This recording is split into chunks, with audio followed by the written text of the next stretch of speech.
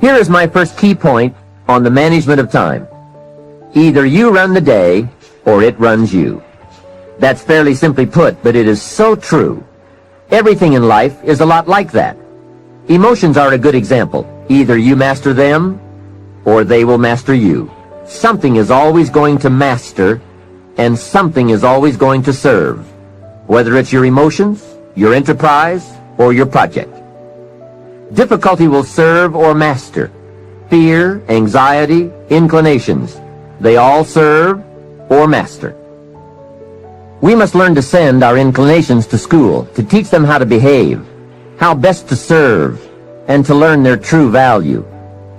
So that is key one. Get in charge. You be the master.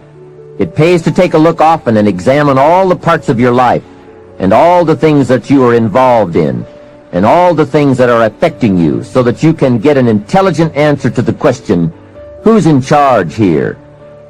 It's so easy when you get something started to unwittingly relinquish the reins of authority, so that it begins to subtly but surely take over. Soon you become the servant. It dictates, it demands, and you respond. So let's turn this whole challenge around. You take over the reins of authority. You subtly but surely take charge. You dictate, you demand, and you will be delighted to see early signs of positive response from your enterprise, your business, and your life. The next time management essential is to learn to say no. I had some difficulty here. It is so easy to say yes to everything, trying to be a nice person, and then have to spend all that time trying to come up with excuses to get out of the obligation. It's one of the great time wasters. How much better to say, no, I don't think I can, but if that changes, I'll give you a call. And isn't it a better feeling to call someone with the good news, I can come, than with the bad news, guess what? I can't come. When in doubt, learn to say no. A friend of mine, Ron Reynolds, has a good saying, don't let your mouth overload your back. That's a great thought to keep in mind when scheduling your time. Here's the next tip. When you work, work, and when you play, play. For time efficiency, and for that good feeling that comes from doing something without any guilt feeling, don't mix the two. Many years ago, I used to say, I've got to get my family to the beach. I've been promising to take them to the beach. What are they going to think if I don't take them? Now guess where I am while I'm thinking about the beach. Right, at the office. Now I finally get my family to the beach, but at the beach I'm saying, I should be at the office. I have so much to do. Now I've messed up my beach time with the family by thinking about the office. So I learned this lesson. Make a play day, and a work day, a work day. Don't mix the two. Sure enough, if you say I'm going to take off at 3 o'clock and go play, guess what you are thinking about all morning? Taking off to go play. So don't play at work, and don't work at play. It's a great rule to follow to ensure that your time is used more effectively.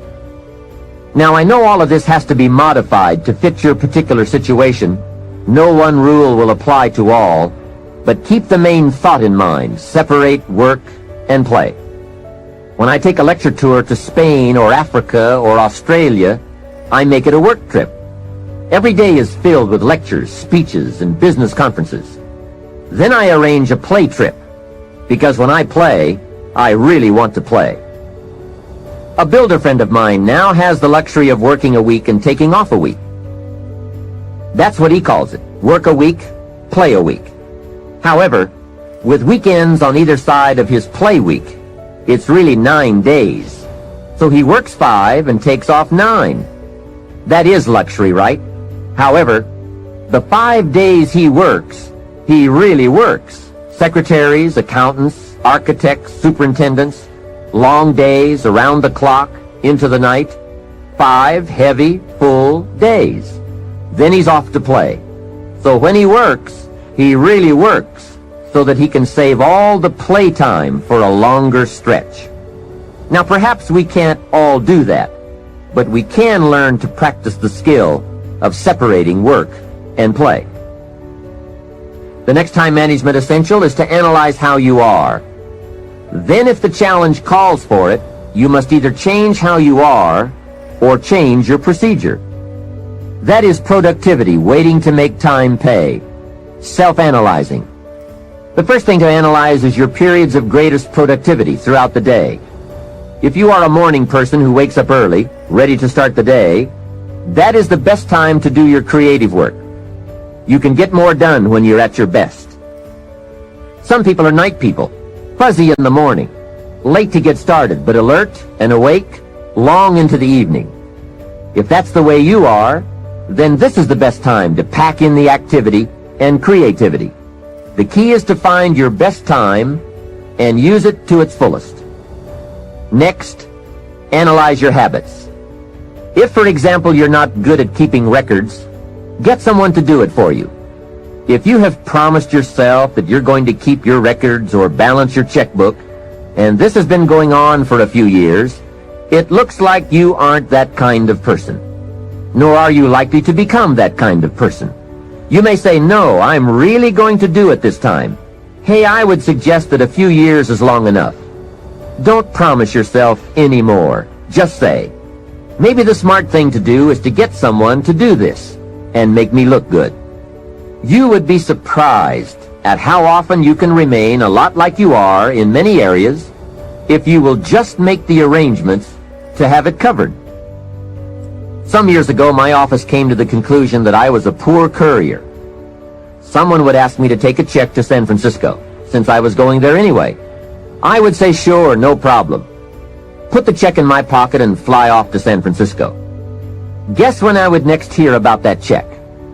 From my dry cleaners. Next time someone says, this document has to go to New York, will you be sure to give it to them this time?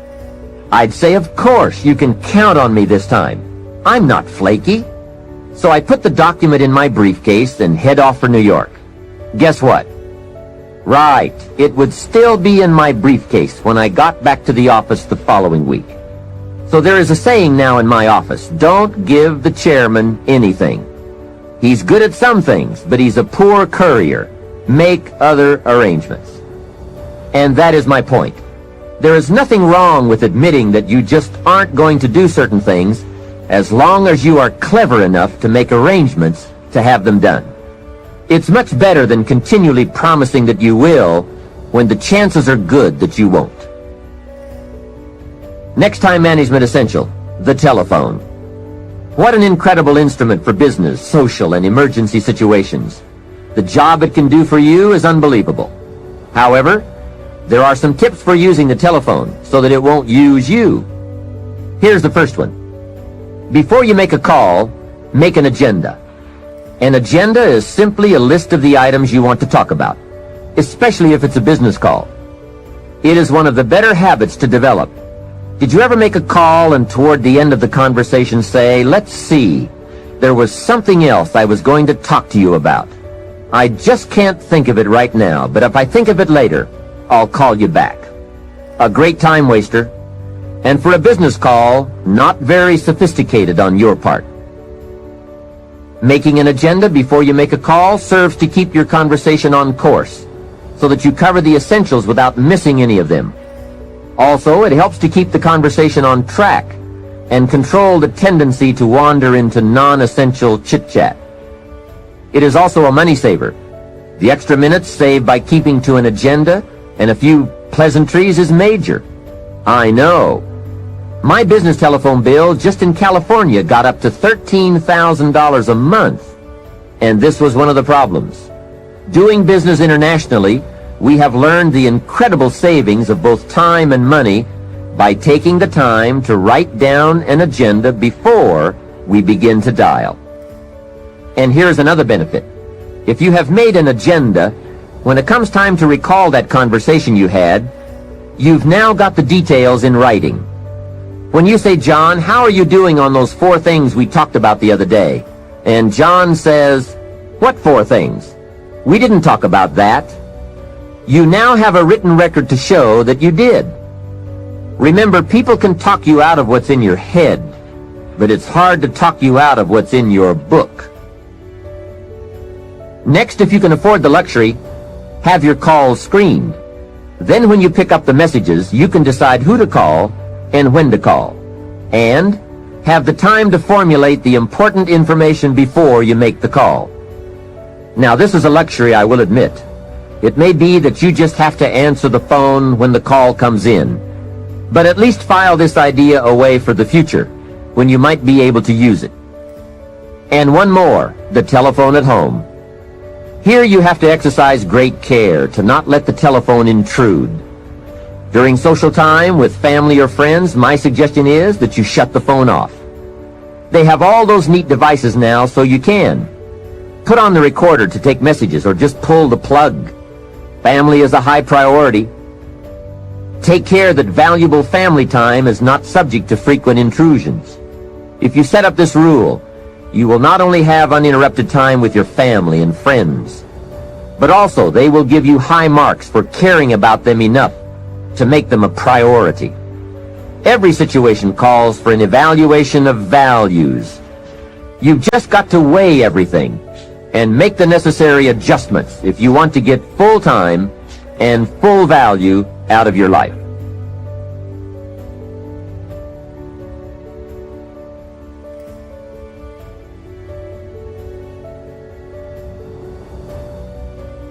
The next time management tip I have is to listen to the cassette programs and read the books on the subject.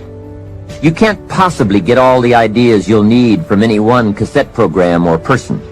Remember, you have to go in search of the ideas. They don't just come by. Make a thorough investigation of the subject on your own. Sort out the ideas. Choose those that you think are most valid and put them to work in your life. Next point, be more alert and analyze all your procedures and tools. Old filing methods, old bookkeeping methods. Some things we do can become quickly outdated, especially these days. Check for all the new tools that can help you to use your time more efficiently. Dictating machines, tape recorders, answering devices, computers, calculators. There is just about every tool imaginable in today's marketplace. I now have a fabulous computer in my office that can do the most amazing things and save a great deal of time. I also have a portable computer typewriter that I can take on an airplane or in my motorhome. Then I merely transfer what I have typed onto special cassettes or send the information via telephone back to the main terminal. When I get home, all of my letters and scripts are typed and waiting for my signature or my attention. So take a look, do some research, do some shopping, find out.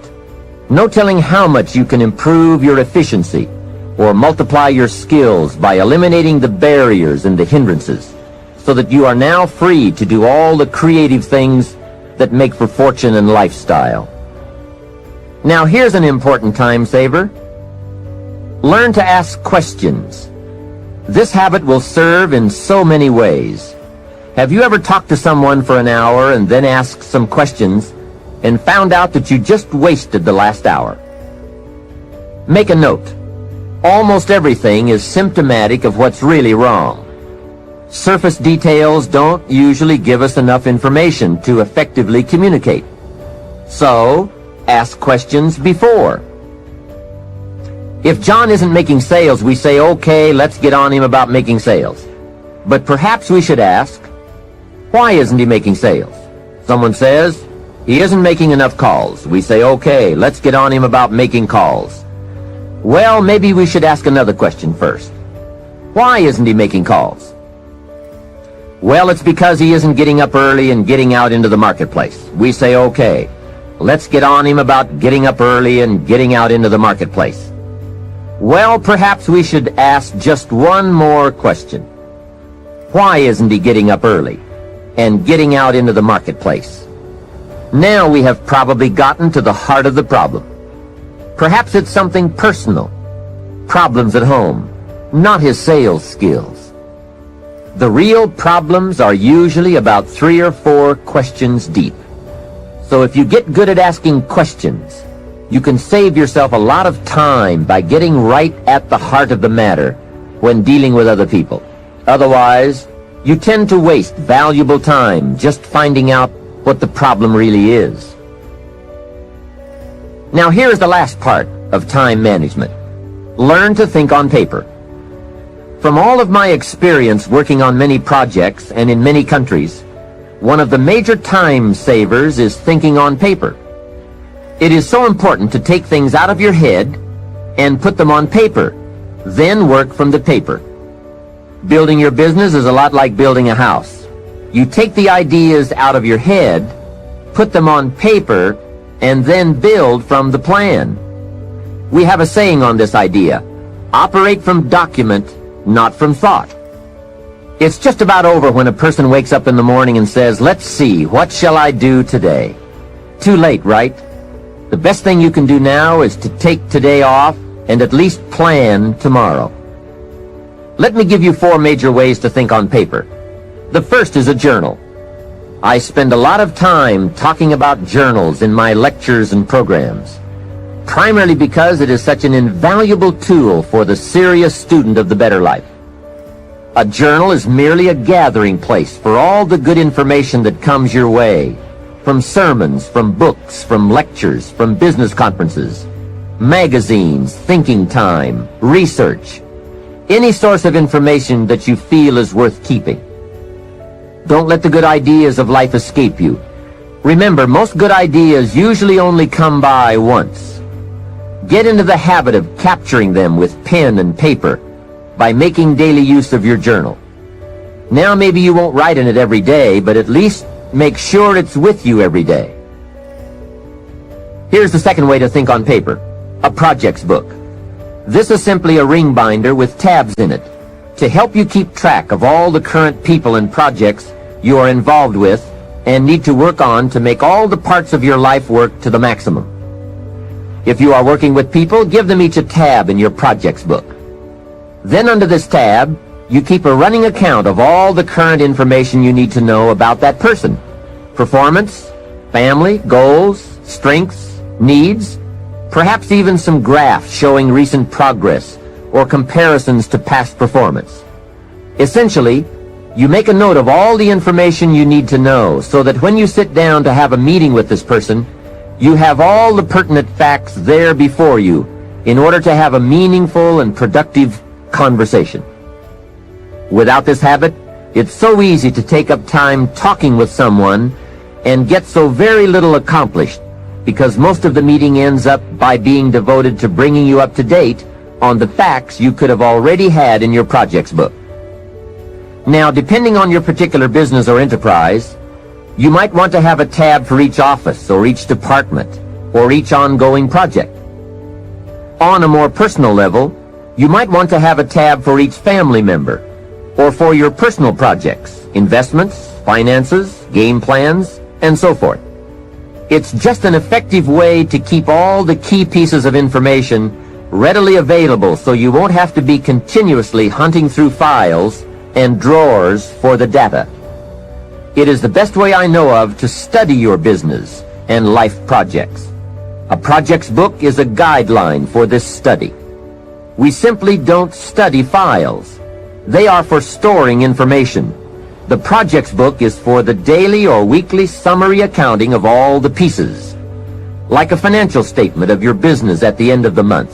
In fact, that is one of the sections in your projects book.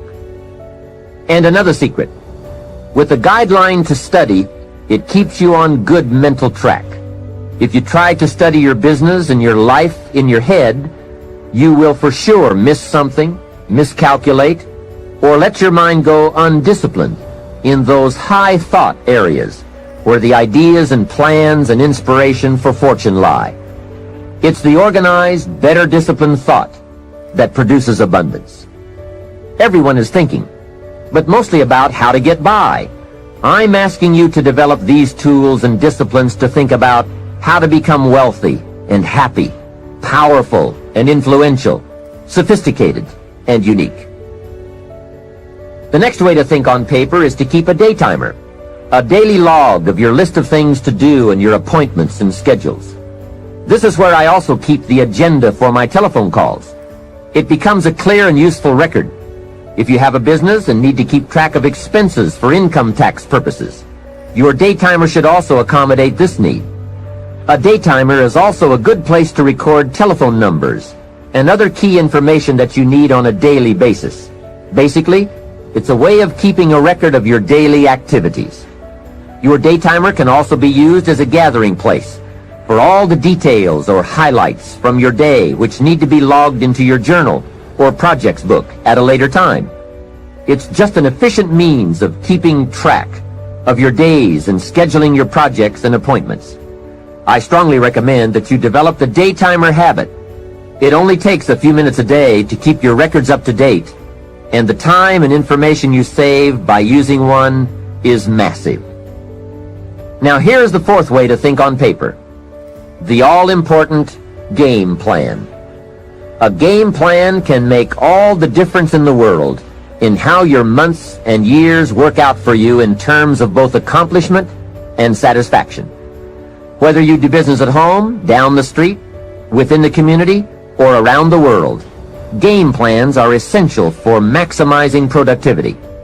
Here's a phrase worth remembering, and that is, don't start the day until you have it finished.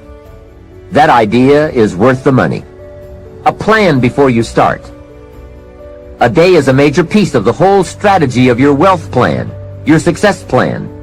I know it is laborious, but it's labor and effort that pays in cash and accomplishment. And remember, value is on the other side of effort, not hope. Now, if you want to make a lot more progress and income, here's the key. Don't start the week until you have it finished. Of course, it is more challenging to finish a week than to finish a day, but the pay and the results are so exciting, you won't mind the challenge. And if you want to make a lot of money and big success, don't start the month until you have it finished. That one is a stretch, but high in reward. Now, if you want to start walking among the heavyweights, here's the key. Don't start the year until you have it finished. I don't want to kid you. This one is difficult. It's reserved for those few who do and become the superstars in accomplishment, enterprise, wealth, influence, and lifestyle. It's a high road of sophisticated disciplines, but I'm positive you will like the view and the taste and the company. A game plan is merely a spreadsheet for your activities. It can be a game plan for a day, a week, a month, a year, several months, or several years. And a game plan can be for a single project or for a variety of concurrent projects. Here's how it works. On a sheet of graph paper, you make vertical columns for the weeks or months that this plan is to cover. Then, on the left side of the paper, you make a heading called Activities. Under this heading, you list all of the activities to be performed within that time frame. Let's say that part of your business requires providing ongoing training programs for your employees. Under the column marked Activities, you merely list the various training programs you wish to conduct for the next 12 months. Then under the vertical columns for each month, you block off particular periods of time for these training classes. Game plans can be used to help you plan almost any aspect of your business or enterprise. They can also be used to help you organize all areas of your life, from investment plans to reading plans. Game plans are particularly useful when it comes to scheduling family time, vacations, special weekends and trips, and so forth. Everyone who is important to you wants to see where he or she is on your game plan, especially if your business often requires you to spend a lot of time away from home. And remember, there's nothing like a visual plan. It's so much more effective to be able to show members of your family where they are on your game plan, as opposed to merely telling them in conversation. Now, a game plan can be as detailed as you wish. And please be forewarned now that you are probably going to tear up several before you get what you want. This is something you have to work with. Every game plan must be tailored to fit a particular need. The chart you use for your personal plans may not necessarily be suitable as a chart for your business plans. Here is another key benefit of using game plans. If you have your plan in your projects book or up on a wall somewhere, it serves as a constant reminder to get busy on all the activities you have scheduled. Or, If there are a lot of blank holes beside the activities you have listed, your plan reminds you to get busy scheduling them. Now you might well ask, doesn't a calendar do the same thing? Not really. Many of the events on your game plan will be on your calendar, but here are the major differences. First, the visual reminder of the spreadsheet and the list of activities on the left that have no corresponding time assigned to them on the right serve to remind you of what is not yet done. A calendar just won't give you that kind of information. And second, it is so important to take a look at 3 months, 6 months, 1 year at a time for highly effective planning. With a game plan, you can get a sense of the whole picture of the time frame and all of the important activities at one look. To effectively design something, you just have to have a picture of the whole finished project, complete, or as complete as possible. Game plans are both exciting and painful. Painful because of all the things you must get on with and plan, make up your mind about, or give serious thought to. And painful because they illustrate how far behind you are sometimes. But they are also very exciting, both because they help you to foresee how your life, your business, and your family are going to unfold over the coming months, and because they can help you get the job done. It's like looking at the artist's rendering of the finished project.